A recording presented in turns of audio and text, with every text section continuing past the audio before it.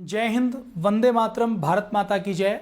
आधुनिक युग के योग ऋषि परम श्रद्धेय स्वामी जी महाराज और आधुनिक युग के धन्वंतरी परम पूज्य श्रद्धेय आचार्य बालकृष्ण जी महाराज को मैं नमन करता हूं, उनको स्मरण करता हूं, जिन्होंने भारत के गौरव को बढ़ाया है, जिन्होंने भारत की भूमि से दोबारा योग की, आध्यात्म की, वेद की, दर्शन की, उपनिषद की इस धारा को दोबारा से प्रभावित किया है, लाखों करोड़ों लोगों को जगाया है। भारत माता का मस्तक, भारत का सिर पूरी दुनिया में ऊंचा किया है, भारतीय संस्कृति की पुनः प्रतिष्ठा की है। आज के राष्ट्र गौरव के इस कार्यक्रम में हम बात करते हैं देशभक्ति की, बात करते हैं हम भारतीय सेना के जवानों के, भारतीय सेना के सैनिकों के बारे में। मन आक्रोशित है, मन उद्वेलित है। एक फिल्म इंडस्ट्री में सीरियल बनाने वाली एक डायरेक्टर ने भारतीय सेना का अपमान करते हुए, भारतीय सैनिकों के परिवार का अपमान करते हुए एक अमेजन की ऑनलाइन सर्विस के ऊपर, प्लेटफॉर्म के ऊपर XXX के नाम से एक वेब सीरीज बनाई है। XXX, जिसके नाम के बारे में ही ये कहा जाता है कि ये नाम केवल पोर्न फिल्मों के लिए यूज किया जाता है, ये नाम केवल ब्लू फिल्मों के लिए यूज किया जाता है। अर्थात ऐसा XXX जिसका नाम ही ये है कि जिसको कोई सभ्य व्यक्ति घर के अंदर नाम नहीं ले सकता, इसका उच्चारण नहीं कर सकता। एक बाप अपने परिवार के साथ, एक बहन अपने भाई के साथ बैठकर जिसको देख नहीं सकती, वैसी अश्लीलता और पोर्नोग्राफी परोसने का काम, वैसी हिंसा परोसने का काम जो भारत की संस्कृति के DNA से मैच नहीं करती, वो ये एकता कपूर नाम की डायरेक्टर अपने टीवी सीरियल में, अपनी वेब सीरीज में कर रही हैं। हुआ क्या, किस्सा कुछ यूं है। थोड़े दिन पहले इस XXX नाम की वेब सीरीज में, जिसका पहले सीजन 1 चलाया गया, और जब लगा कि ये नंगापन, ये नग्नता बेचने में बहुत पैसे मिलते हैं, इसको बनाने के लिए मेहनत कम करनी पड़ती है, क्रिएटिविटी की भी आवश्यकता नहीं है, केवल कुछ एक्टर को हायर करें, एक बंद कमरे के अंदर उनके कपड़े उतरवाएं और जो गंदे से गंदा, भद्दे से भद्दा सोचा जा सकता है उसको सोचकर उसको शूट कर डालें और उसको बेच दें। ऐसे लोग, जो इनको शूट करने वाले लोग हैं, इनकी मानसिकता भी सब कुछ उपलब्ध करवाने वाली, सब कुछ बेचने वाली जैसी मानसिकता ही बन जाती है। ऐसे लोग जो संस्कृति के अनुरूप आचरण नहीं करते, उनके इन कार्यों को किसी भी प्रकार से हम ठीक नहीं ठहरा सकते। इसके ऊपर गहरा मन आद्वेलित है। उस सीरियल में हदें पार करते हुए ये दिखाया गया कि भारतीय सैनिक, सेना के सिपाहियों की पत्नी उनकी अनुपस्थिति में अपने बॉयफ्रेंड को बुलाकर, सेना की वर्दी पहनाकर उनके साथ अश्लीलता करती हैं।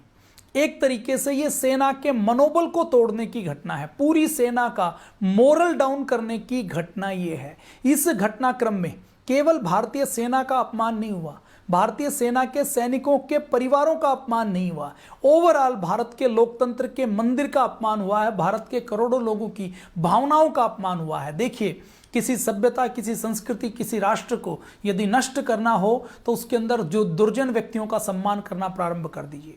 जो चीज उसके DNA से मैच नहीं करती, उन चीजों का प्रमोशन करना शुरू कर दीजिए, तो वो सभ्यता, वो संस्कृति, परिवार नष्ट हो जाएगा। एकता कपूर ने टीवी सीरियल ने, फिल्म्स में, हम किसी व्यक्ति विशेष की बात नहीं करते, ये पूरी एक विचारधारा है, पूरी एक क्रोनोलॉजी है, पूरा एक ये सिस्टम है, एक ये पूरा इकोसिस्टम है जो इस देश को टुकड़ों टुकड़ों में तोड़ना चाहता है। इस सिस्टम के तहत आप याद कीजिए 1992 का वो समय, जब पहली बार सैटेलाइट टीवी आए थे। जब सैटेलाइट टीवी आए तो बहुत से सीरियल्स की बाढ़ आई, फिल्मों की बाढ़ आई, और उस सीरियल की बाढ़ में ऐसे ऐसे सीरियल आए, क्योंकि सास भी कभी बहू थी, नागिन, नगीना, पता नहीं कितने कितने सीरियल आए। उन सीरियल्स के अंदर क्या दिखाया गया? उन सीरियल्स के अंदर घर परिवार के अंदर जो नारी ममता की मूर्ति है, जो नारी सेवा, संघर्ष और समर्पण का दूसरा नाम है, उस नारी जाति को, सास को बहू से लड़ते हुए, बहू को देवरानी से लड़ते हुए, देवरानी को जेठानी से लड़ते हुए, जेठानी को सास से लड़ते हुए, एक एक पत्नी के, एक एक महिला के 3-3 पुरुषों के साथ अफेयर दिखाए गए, शादी के बाद के विवाहोत्तर संबंध दिखाए गए, पुरुष के महिलाओं के साथ विवाहोत्तर संबंध दिखाए गए।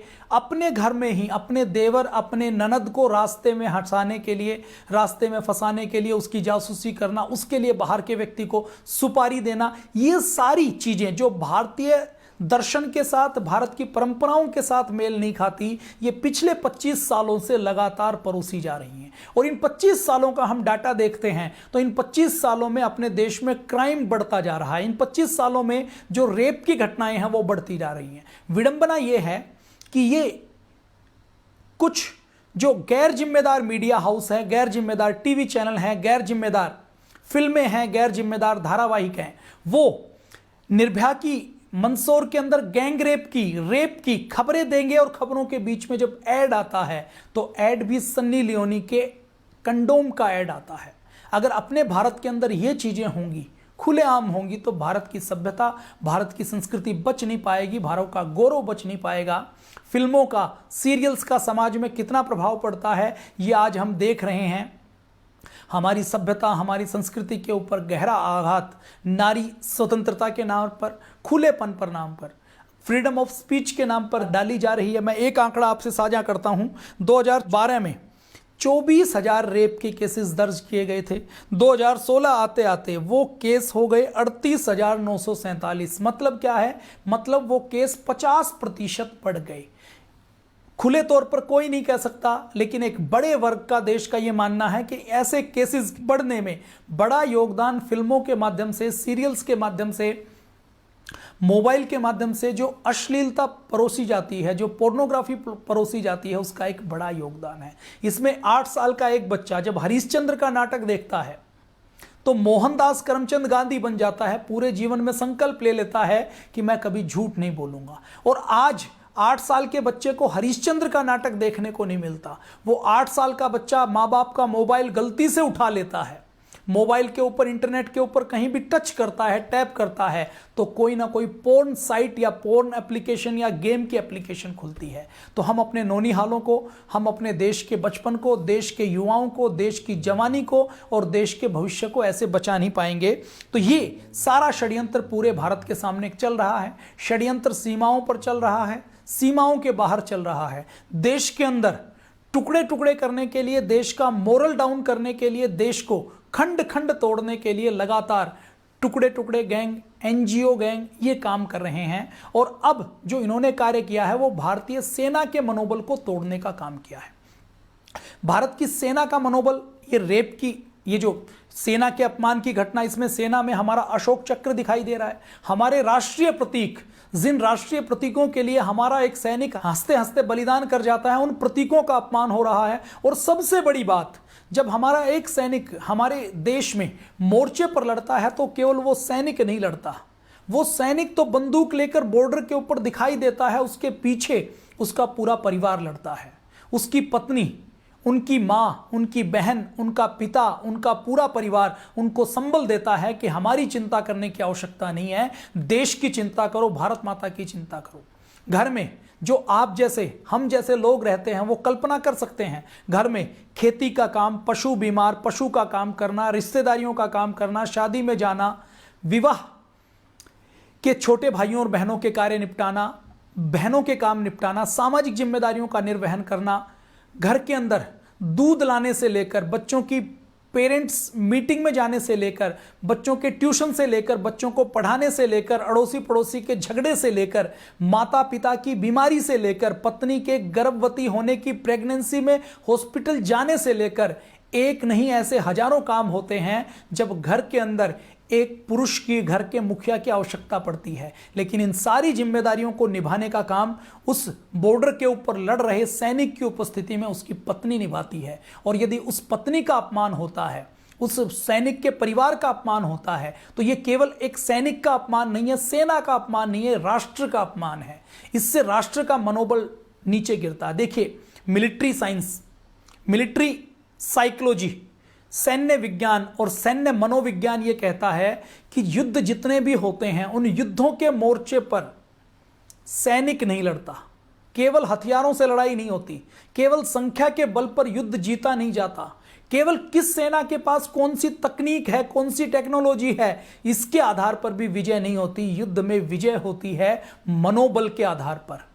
फिल्म इंडस्ट्री और टीवी इंडस्ट्री और मीडिया का एक ग्रुप जो कहीं ना कहीं विदेशी शक्तियों से प्रभावित है, उनसे संचालित होता है, वो जब भी कोई ऐसी बात आती है तो उस समय सेना के ऊपर सवाल उठाने का, सेना को, राष्ट्रवादी व्यक्तियों को, राष्ट्रवादी संस्थाओं को, राष्ट्रवादी शक्तियों को कटघरे में उठाने का काम करते हैं। हमें उनसे सावधान होने की आवश्यकता है, और यदि सेना का कोई अपमान करता है तो हमें उस अपमान का विरोध करना है, उसका प्रतिकार करना है और सैनिकों के साथ खड़ा होना है। अपने भारत के अंदर विडंबना क्या है?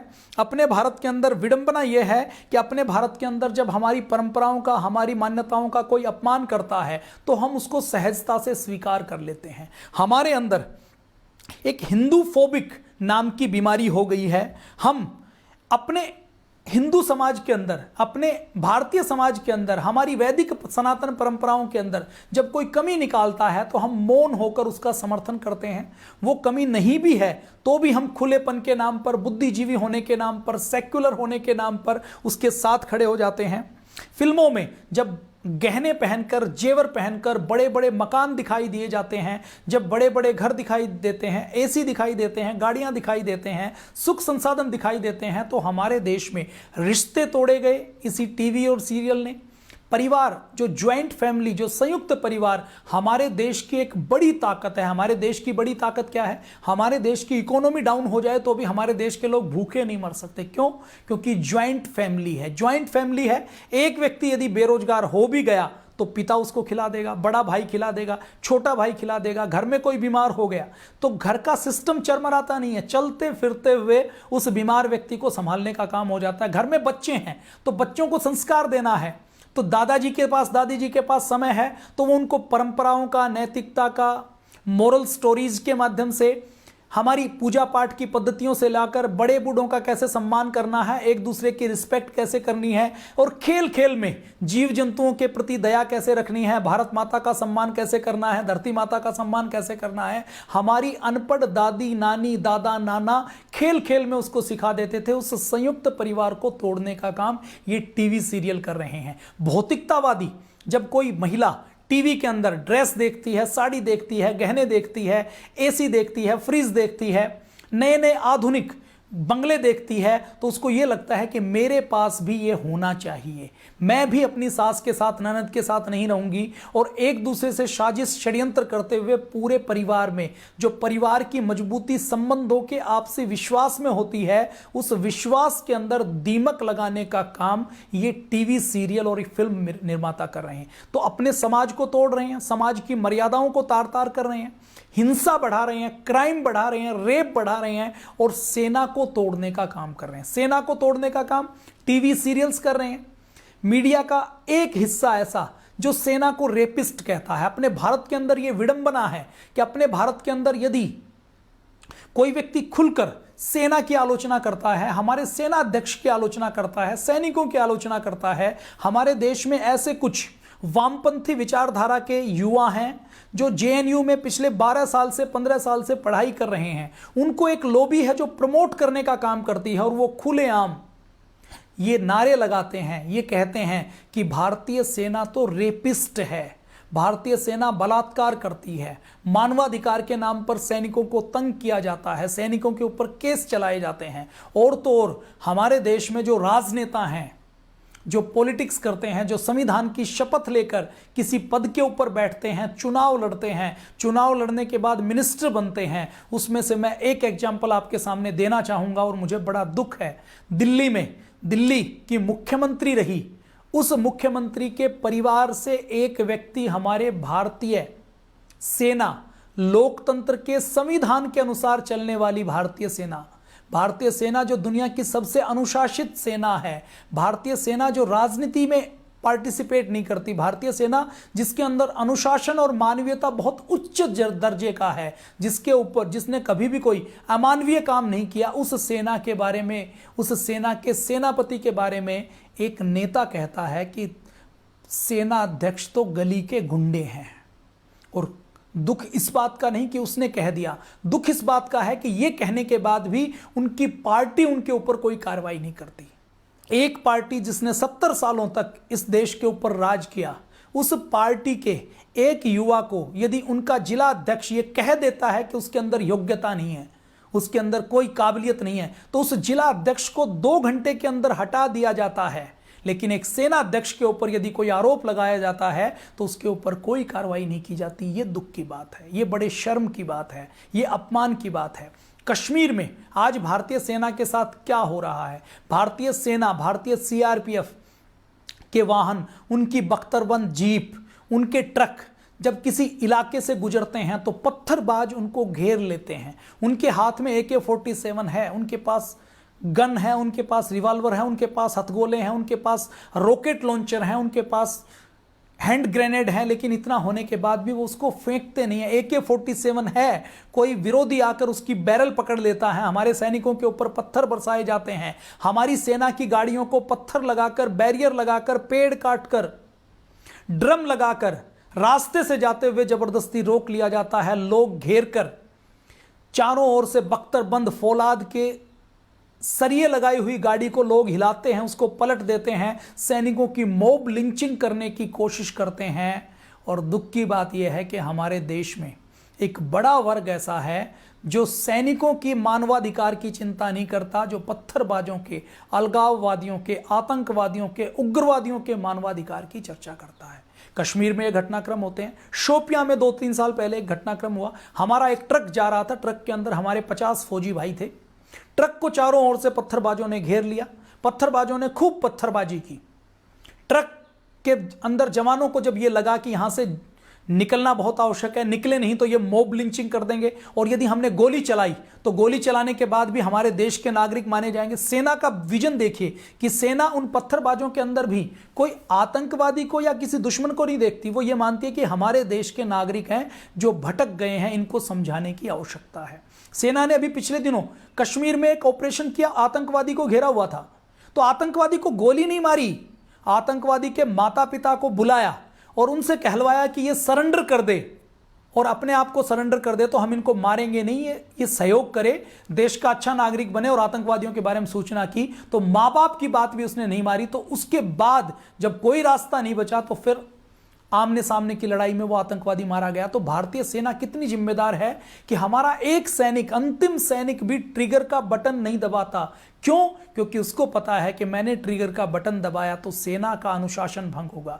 जब तक मुझे ऑर्डर नहीं होंगे मैं शूट नहीं करूंगा, और मैं यदि शूट करूंगा तो हमारी लड़ाई, आतंकवाद के खिलाफ लड़ाई, कश्मीर को मुद्दा जो पाकिस्तान बनाना चाहता है वो बना देगा और हमारी लड़ाई कमजोर पड़ जाएगी। तो अंतिम सैनिक ये सोचता है। तो 200-250 लोगों ने उस ट्रक को घेर लिया। ट्रक के जब निकलने का रास्ता नहीं हुआ तो आगे कुछ अलगाववादी लेट गए। उनका दुस्साहस देखिए कि उनको लगता था कि हम मॉब लिंचिंग करेंगे, सैनिकों को मारेंगे, लातों से पिटाई करेंगे, गुस्सों से पिटाई करेंगे, लेकिन ये हमारे ऊपर ट्रक नहीं चढ़ा सकते। उनका हौसला देखिए। हमारे सैनिकों ने जब और कोई रास्ता नहीं देखा तो उसी भाग दौड़ में ट्रक चढ़ गया कुछ पत्थरबाजों के ऊपर। और शर्म की बात यह है कि होना तो उन सैनिकों का सम्मान होना चाहिए था कि उन विपरीत परिस्थितियों के अंदर भी उन्होंने गोलीबारी ना करके, जहां 100-150 लोग मर सकते थे वहां केवल घायल हुए या कुछ लोग मारे गए, 1-2 लोग मारे गए। जम्मू कश्मीर की विधानसभा में विधानसभा को स्थगित करके उसके ऊपर हंगामा बरपाया जाता है।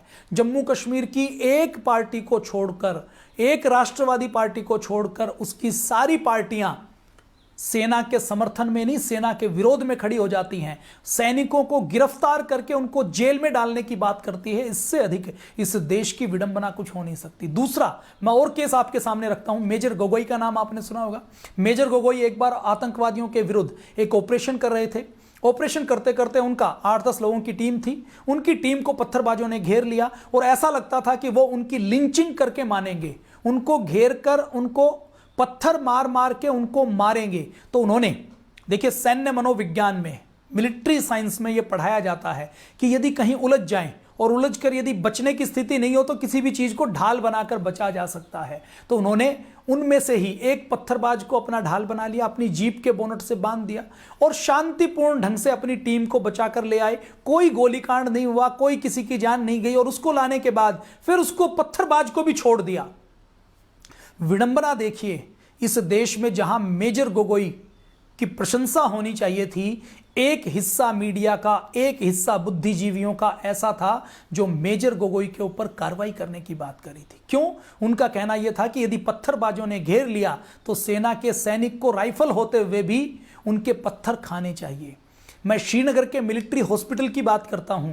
उस मिलिट्री हॉस्पिटल में ऐसे सैकड़ों सैनिक हैं जिनके ऊपर पत्थर पड़े हैं, नुकीले पत्थर। पत्थरबाज जब लेकर आते हैं तो इस सोच के साथ लेकर आते हैं, गुलेल उनके साथ होती है और गोली की तेजी से भी ज्यादा तेजी से वो पत्थर मारते हैं। जो हमारे सैनिक शील्ड प्रयोग करते हैं, उस शील्ड के बाहरी ट्रांसपेरेंट शीट को क्रॉस, उसको तोड़ते हुए वो पत्थर हमारे सैनिकों के ऊपर लगते हैं।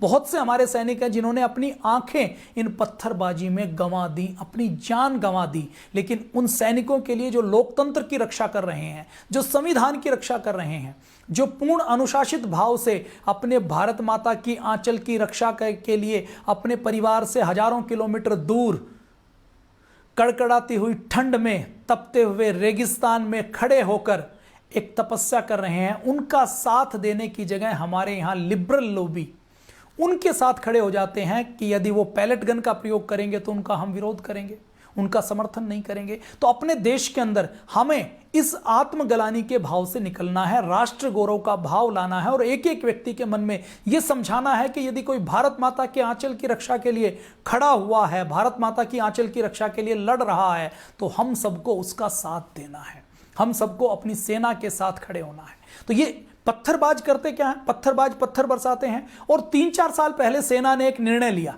कि हम पत्थरबाज हैं, अपने देश के हैं, तो हम इनके ऊपर गोली तो नहीं चलाएंगे, लेकिन हम रबड़ की गन चलाएंगे, इनके ऊपर पैलेट गन चलाएंगे। और पैलेट गन चलाने के लिए उन्होंने पैलेट गन की परमिशन की, विदेशों से पैलेट गन इंपोर्ट की गई। इन पैलेट गन के अंदर रबड़ की गोली होती है और वो जो रबड़ की गोली होती है वो केवल खरोंच पैदा करती है, मारती नहीं। आप ये समझ लीजिए कि जैसे बंदूक के अंदर कोई चने या गेहूं के कुछ दाने डाल दे और वो गेहूं के जाने और चने जाएंगे, तो वो अगर शरीर से टकराएंगे तो थोड़ी सी चोट करेंगे, हल्की सी चोट, हल्की सी लालिमा या निशान आएगा, हल्का सी खरोंच आएगी। केवल वो इतना करते हैं कि पत्थरबाज को जब पैलेट गन लगती है तो पत्थरबाज थोड़ा सा बैकफुट पर आ जाता है, डिफेंसिव हो जाता है, उसको हल्का सा दर्द होता है और वो अपने आप को संभालने में लग जाता है। उसके हाथ पैर नहीं टूटते, उसकी जान नहीं जाती।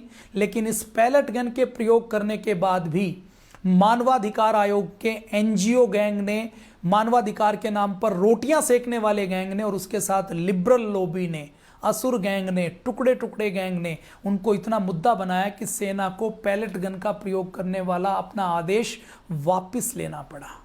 और जो अब मैं आपके सामने कहने वाला हूं उसको जानकर आपको बहुत दुख होगा।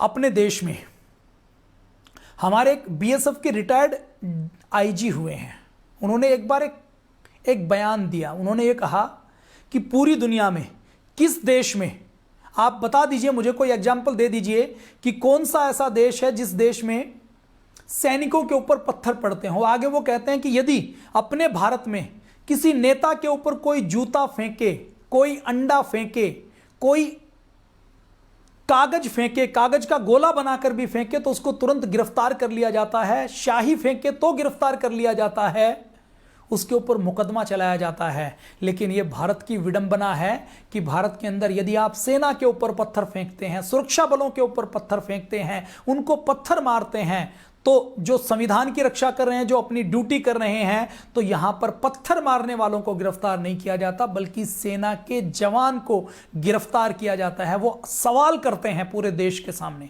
आपसे और हमसे भी ये सवाल है कि क्या दुनिया के किसी देश में ऐसी घटना होती है?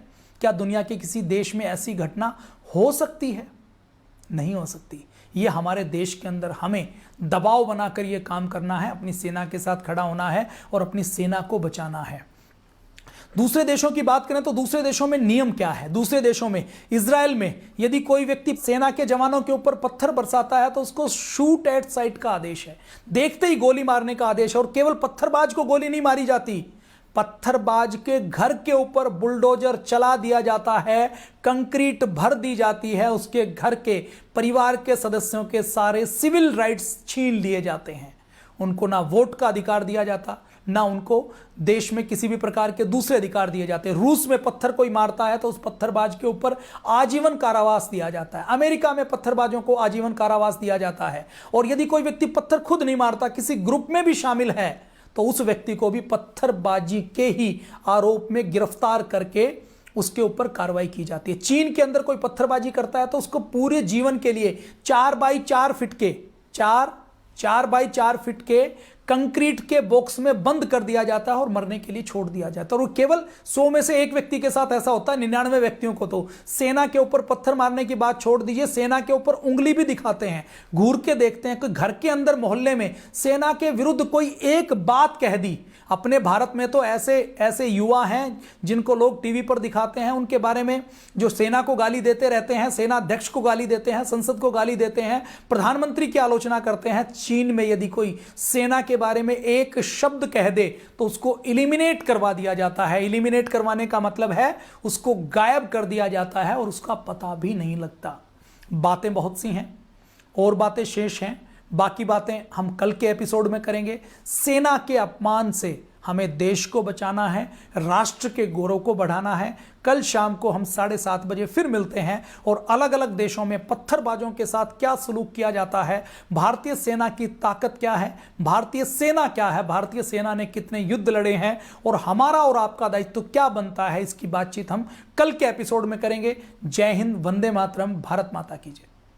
वैदिक चैनल पर प्रसारित होने वाले कार्यक्रमों के बारे में अधिक जानकारी एवं आपके अमूल्य सुझाव आप हमें vedic@patanjaliyogpeeth.org और vedic@patanjaliyogpeeth.org पर ईमेल कर सकते हैं।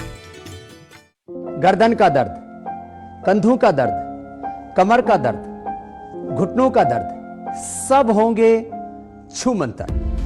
आप डिप्रेस हैं, मन भटकता है, सबको मिलेगा उपाय। जुड़िए मेरे साथ। लॉकडाउन के बीच घर बैठे योग कीजिए। कोरोना से जंग स्वामी रामदेव के संग, सुबह 7:57 पर। कैसा रहे आहार, कैसी रहे दिनचर्या, कैसे करें जड़ी बूटियों से उपचार, कैसे पाएं आयुर्वेद से निरोगी जीवन शैली। विश्व की प्राचीनतम चिकित्सा पद्धति आयुर्वेद के गूढ़ ज्ञान व आयुर्वेद सिद्धांत रहस्यों को सरल व सहज भाषा